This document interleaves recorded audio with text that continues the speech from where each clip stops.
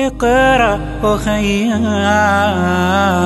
ورتل القرآن اصبح بصوتك اسمع الأكوان.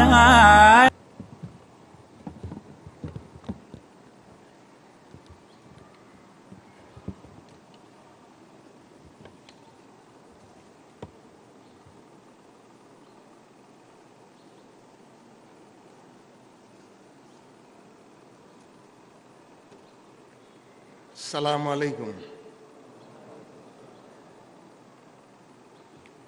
Mzee wangu Mheshimiwa Alhaji Dr. Ali Hassan Mwinyi, Rais mstaafu wa awamu ya pili wa Jamhuri ya Muungano wa Tanzania, Alhaji Sheikh Abubakar Zuberi, Mufti wa Tanzania, Mheshimiwa Ramadhan Kailima, Naibu Mkurugenzi Mkuu Tume ya Taifa ya Uchaguzi, Alhaji Alhad Musa Salum, Shehe Mkuu wa Mkoa wa Dar es Salaam, Alhaji Sheikh Othman Kaporo, Mwenyekiti wa jumuiya yetu ya kuhifadhia Qur'an, Mheshimiwa Salum Hapi, Mkuu wa Wilaya ya Kinondoni, waheshimiwa wabunge, natambua uwepo wa Mheshimiwa Mohamed Mchengerwa, mbunge wa Rufiji, mwenyekiti wa kamati ya kudumu ya sheria ya bunge, lakini pia ndio kiongozi wetu wa jumuiya wa Waislamu wa bunge kwa nafasi ya makamu mwenyekiti. Lakini natambua pia uwepo wa mbunge mstaafu mama yetu Mama Shamim Khan, mbunge mstaafu ambaye pia tunaye hapa, Mheshimiwa Alhaji Ramadhani Madabida, mwenyekiti wa Chama cha Mapinduzi mkoa wa Dar es Salaam, Alhaji Saleh Isa, mwenyekiti wa taasisi yetu ya Muslim Haji Trust, pamoja na katibu mkuu wake Bwana Abdalla Jabir,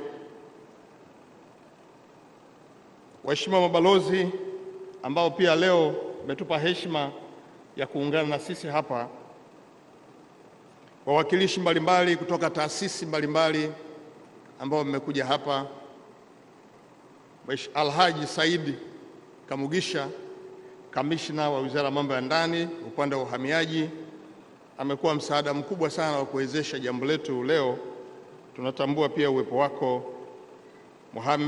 Alhaji Mohamed Mpinga, kamanda wa kanda maalum ya Dar es Salaam ya Jeshi la Polisi Tanzania, viongozi, mashehe wote mlioungana nasi leo,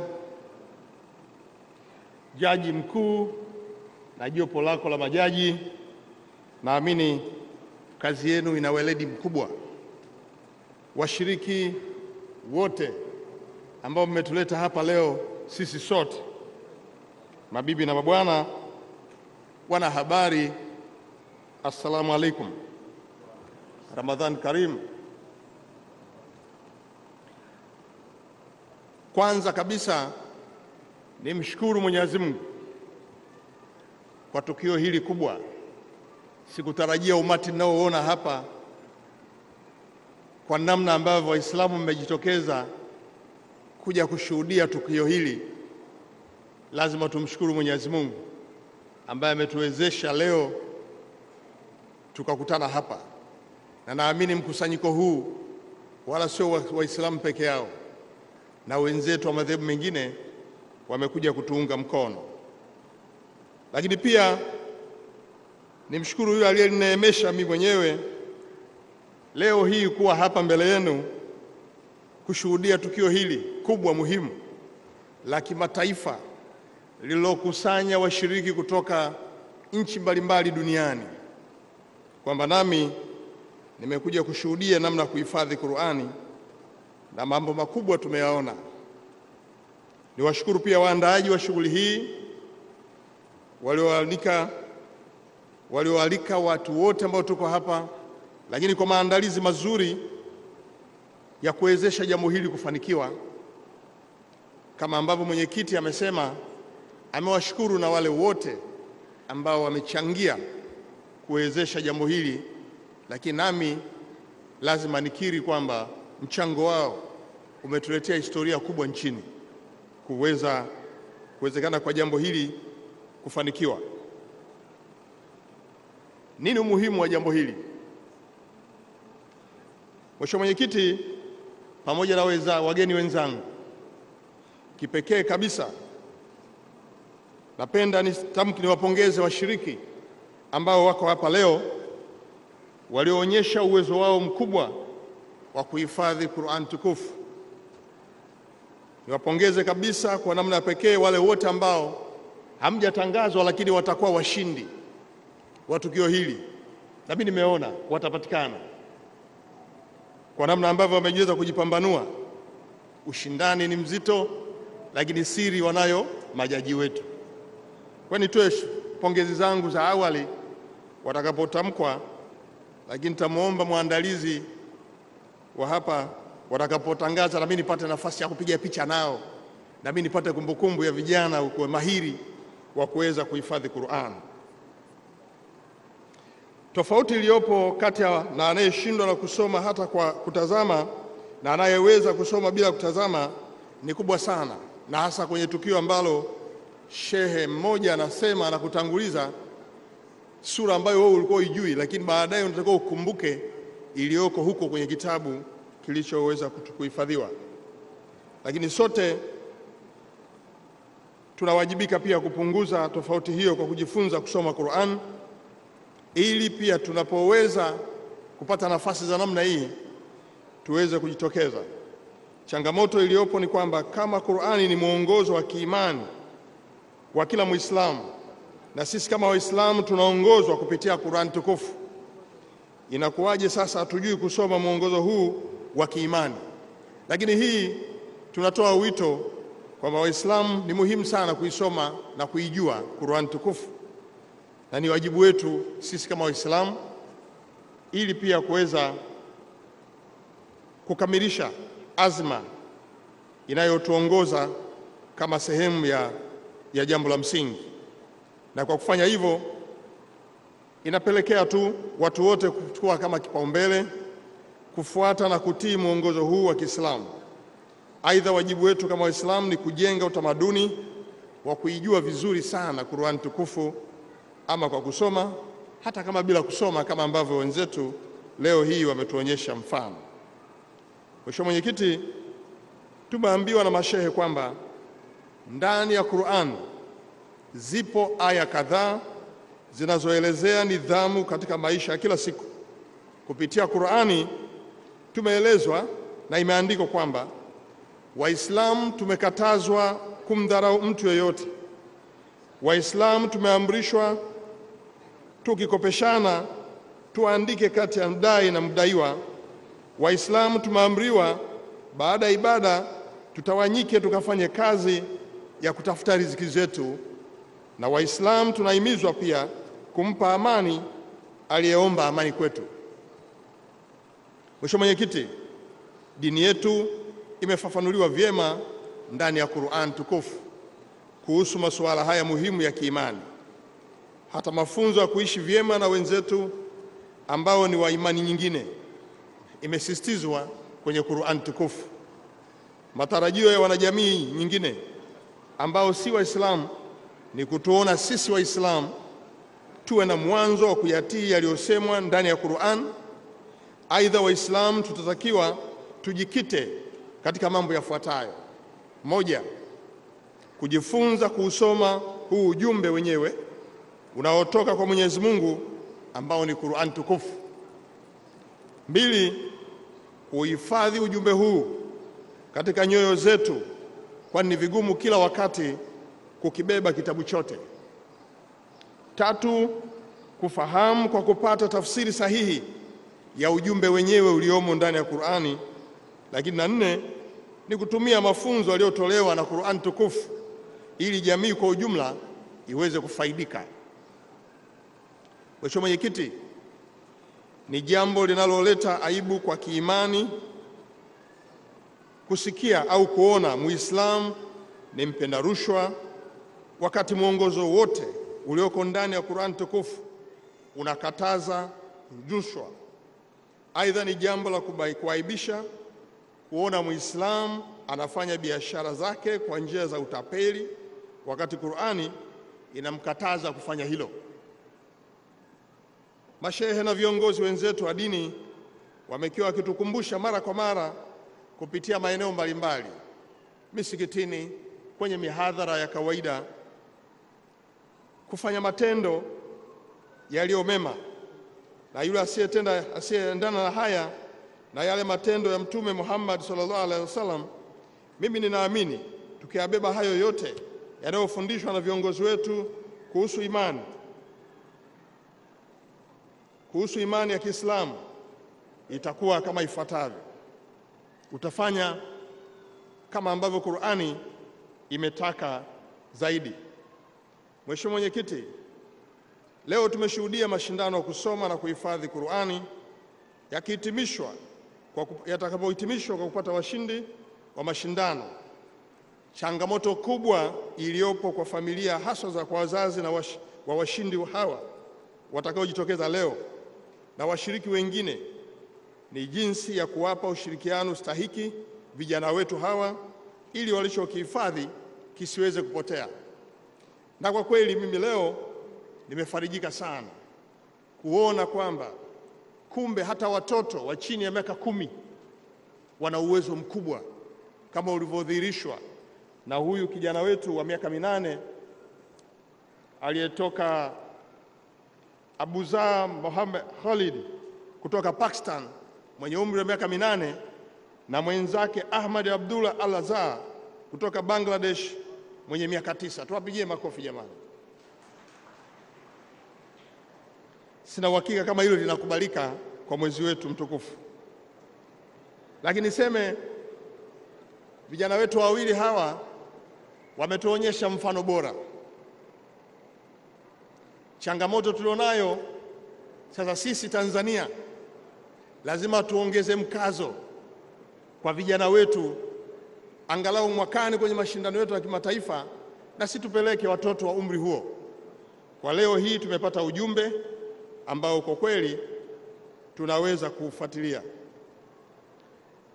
Kwa upendo wetu sisi kama serikali, napenda niwaahidi Waislamu wote, lakini pamoja na madhehebu mengine yote, kwamba tutaendelea kutoa ushirikiano utakaotakiwa kuutoa, kwani tunaamini kwamba vijana hawa waliopata malezi mazuri hadi kufikia hatua hii ya kuhifadhi Qur'an watakuwa ni jamii bora katika nchi yetu.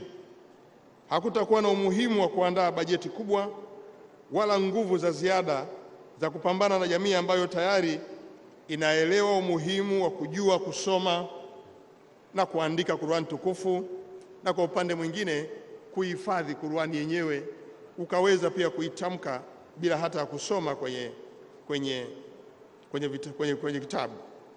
Ni kwamba mmesaidia sana serikali katika kutoa malezi mema, na kwa vijana hawa tunawashukuru sana wote. Nichukue fursa hii tena kuwashukuru wazazi wote na walezi wote wa vijana wetu hawa na wengine wote waliomo huku ndani, lakini pia wengine wako kwenye vyuo mbalimbali na madrasa zetu nchini kote, kwamba pamoja na kuwapatia vijana hawa elimu ya Qur'an, tusisahau pia kuwapa elimu itakayowasaidia kushinda katika soko la ajira. Ni ukweli kwamba kutokana na uweledi na umahiri wa vijana hawa katika kuifahamu dini, watakuwa ni waaminifu na waadilifu, hasa kama ambavyo amesema mzee wetu Dr. Ali Hassan Mwinyi, rais wa Jamhuri ya Muungano wa Tanzania wa awamu ya pili. Hata hivyo, uaminifu lazima uendane na vijana wenye uwezo katika elimu ya secular ambayo zamani wazee wetu waliipa kwa jina ya elimu ya kizungu. Tusiwaache vijana wetu katika upande mmoja tu wa dini, lakini pia tuwaelekeze na upande wa pili, ili tuweze kupata vijana wenye elimu zote mbili kwa umahiri mkubwa. Vijana hawa tuwalee kwa kuwapa elimu hiyo, ili ombwe hili la watendaji waaminifu liweze kupungua.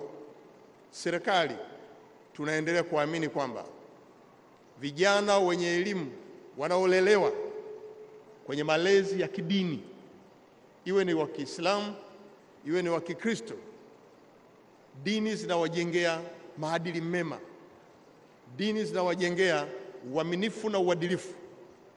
Kwa kufanya hivyo, serikali inaweza ikapata watendaji waadilifu.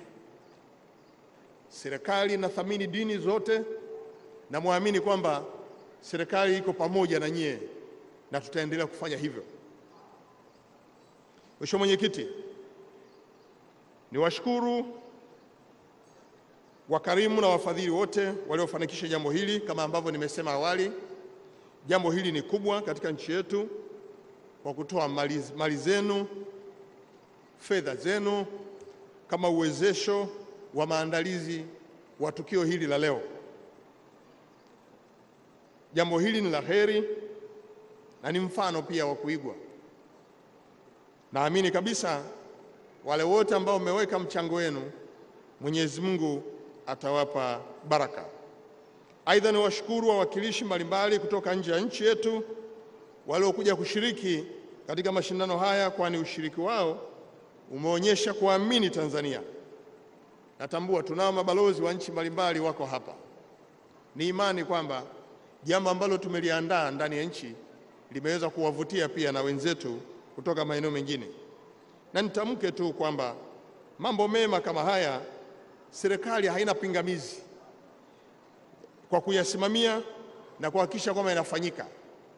Kama ambavyo mwenyekiti Alhaji Kaporo alivyosema, Wizara ya Mambo ya Nje itaendelea kushirikiana nanyi wakati wote mtakapokuwa mnaandaa shughuli, ili jambo lolote litakaloandaliwa kitaifa liweze kupata mafanikio. Mheshimiwa Mwenyekiti na Watanzania wote, hii ni nafasi nzuri kwa serikali kusema haya nitakayosema. Kabla ya kuhitimisha, nami niruhusu nigusie kidogo mambo machache ambayo nimeona niyaseme, na Alhaji Mufti wetu wa Tanzania amelidokeza hapa na kuliwekea umuhimu.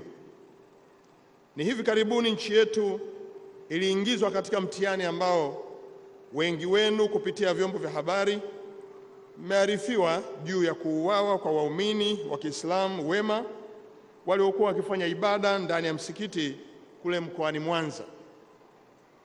Aidha, mmearifiwa juu ya wananchi wasio na hatia waliofuatwa majumbani mwao na kuuawa kinyama kwa kuchinjwa bila huruma.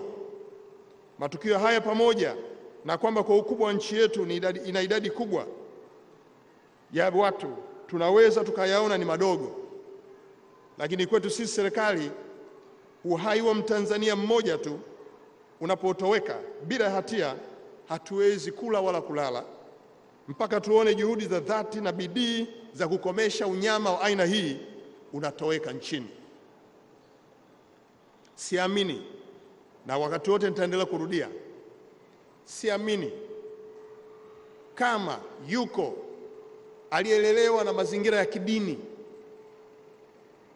akaamua kuingia kwenye nyumba ya ibada kwenda kumuua anayeabudu Mungu wakati huo. Jambo hili haliingii vichwani mwetu. Nichukue nafasi hii sasa kuwaombea ndugu zetu waliotangulia mbele ya haki kwa kudhulumiwa na kuonewa. Mwenyezi Mungu azilaze roho zao mahala pema peponi. Aidha, niziombe familia zao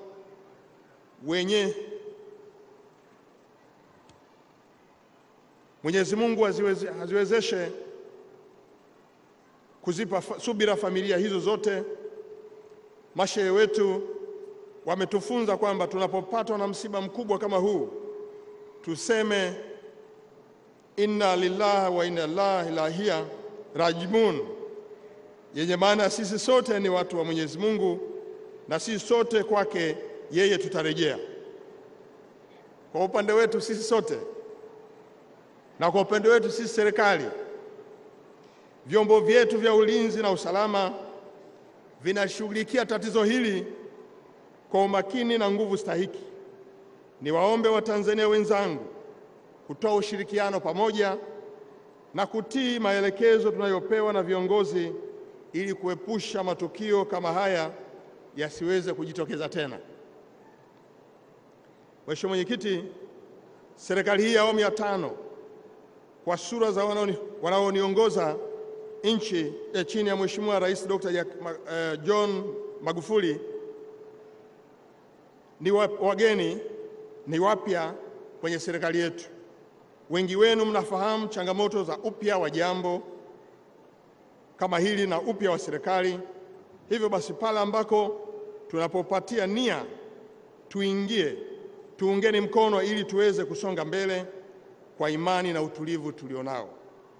Aidha, pale mnapoona tunakwenda nje mstari, basi ni juu yenu kutukumbusha, kwani tuko tayari kupokea ushauri wenu.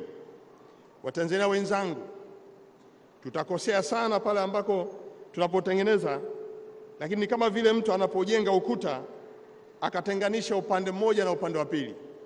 Na kwa hiyo ni vyema mkajitoa kushauri, kuogopa kuitenga serikali na watu wake. Tukienda pamoja kwa kushauriana, tutakuwa tumeweka umoja ambao tunaweza pia kurekebishana huku tukifanya mambo mema. Hilo litatufanyia serikali kuwa serikali yetu yenye ubora na serikali yenye raia wenye mshikamano wa pamoja. Na nisisitize, tushirikiane ndugu sote, kwani nchi hii ni yetu sote na hatuna mbadala mahali pengine ila ni nchi hii peke yetu ambayo sisi ndio tumeijenga kuwa nchi imara yenye utulivu na amani. Mheshimiwa Mwenyekiti, nichukue fursa hii tena kuwapongeza sana waandaaji wa mashindano haya chini ya mwenyekiti wao Sheikh Othman Kaporo, ambaye kwa zaidi ya miaka 30 sasa amekuwa akifanya kazi hii pamoja na Alhaji Saleh Isa, wakishirikiana na timu yao nzima. Wote kwa pamoja nawapongeza sana. Endeleeni na kazi hii mzuri inayoweza kutujumuisha, lakini pia kuona wenzetu kwenye mataifa mengine wameweza kujikita kwenye eneo hili kwa kiasi gani. Niwashukuruni, kwani kwa kitendo chenu cha kuandaa mashindano ya kimataifa kuhifadhi Qur'ani mmeitangaza sana Tanzania kuwa ni nchi ya kistaarabu, nchi ya amani inayopenda wageni, na kupitia shughuli hii leo mmetuletea sifa kubwa sana katika nchi yetu. Sisi kama serikali tunapata faraja kubwa tunapoweza kuonana na Watanzania wengine, lakini pia na wale wanaotoka nje ya Tanzania kuja kushuhudia, na baadaye tuweze kuwa mabalozi ule nje hata ndani ya nchi kwa wale ambao leo hawakupata nafasi.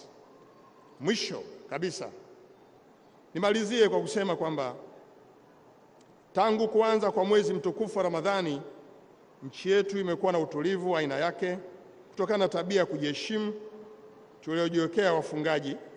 Niwaombe basi, pindi mwezi mtukufu wa Ramadhani ukimalizika, hizi nidhamu ambazo tumeionyesha mwezi huu mtukufu tuendelee nayo. Ni vyema tukaenzi maadili haya ili kuijenga Tanzania yenye amani na utulivu kama ambavyo tumeendelea kuisisitiza wakati wote. Nikiwa nahitimisha, mwisho, sitaki kuingilia majaji. Mimi katika hili nitakalolifanya hapa ni katika kutambua na kuonyesha kwamba kuhifadhi Qur'ani kunawezekana kwa umri wowote ule. Mheshimiwa majaji, tukio langu ni langu mwenyewe kwa lengo hili la kuwatia moyo watoto wetu wa umri wa chini ya miaka 10. Nitaomba vijana wale wawili nipate picha nao maalum hapa ili iwe kama kumbukumbu, lakini hii haiashirii maamuzi ya majaji. Hii ni maamuzi yangu, kwa hiyo mtanisamehe. Mwisho kabisa, niwaombee wote kuendelea na imani tulionayo. Najua wengi wetu tumefunga Ramadhani. Niwaombee sana mwezi huu na siku zilizobaki muendelee vyema, lakini pia tuendelee kuombeana na tutakapomaliza basi tushikane mkono, hii kama alama ya amani tulionayo ndani ya nchi yetu. Mbele yetu siku ya Eid al-Fitr, niwatakie mfungo mwema ili kukamilisha siku zitakazobakia, na niwatakie matayarisho mema sikukuu ya Eid al-Fitr. Baada ya kusema hayo, niwashukuru tena, na huo ndio mwisho wa shughuli hii, ili sasa tuweze kupata utaratibu unaoendelea. Nashukuru sana kwa kunisikiliza, nashukuru sana kwa kunivumilia, na watakia kila laheri. Asante sana. Naomba nisimame na vijana hawa wadogo, na wale vijana wa Kitanzania wadogo mlioko hapa, muone mfano bora kwamba hii jambo hili linawezekana. Asante sana.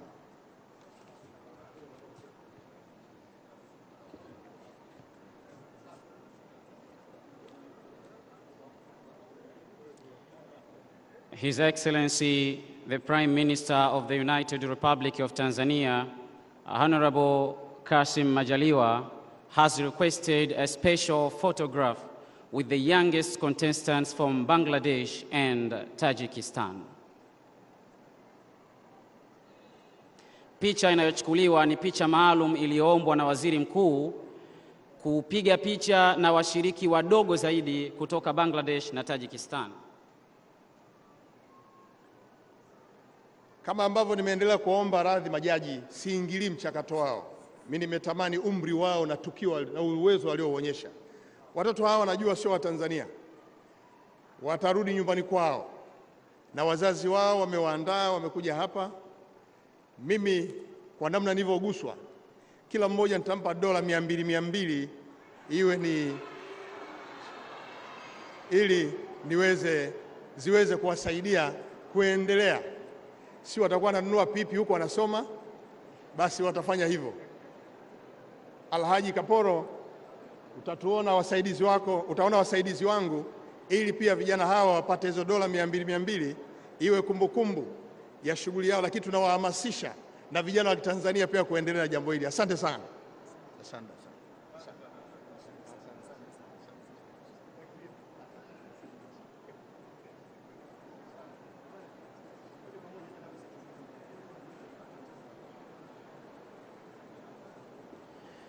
Mheshimiwa mgeni rasmi, Mheshimiwa Waziri Mkuu wa Serikali ya Jamhuri ya Muungano wa Tanzania, Mheshimiwa Kassim Majaliwa, tunakushukuru sana kwa nasaha zako.